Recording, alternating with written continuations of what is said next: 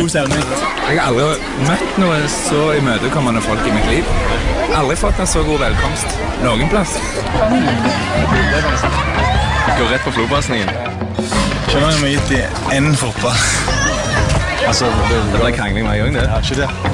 Fotball, vet du, sant? Det er jo verdens beste oppfinnelse. Etter gitaren. Vi skal jo også gi det gitaren.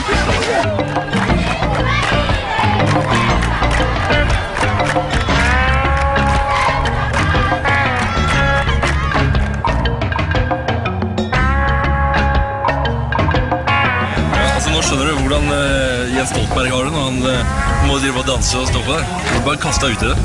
Fy fader, Den kom brått på den siste der.